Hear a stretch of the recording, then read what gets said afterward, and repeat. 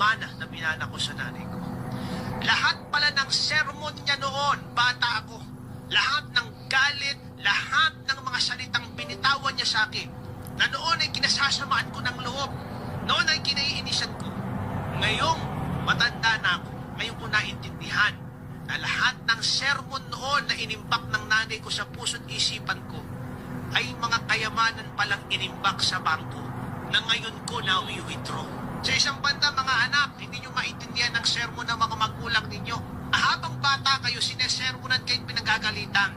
Ang hindi nyo alam, lahat ng sermon at pagalit na ginagawa ng mga magulang ninyo ay mga kayamanang unti-unti nilang iniimbak sa puso't isipan ninyo na pag sila'y nawala, doon nyo marirealize yung halaga.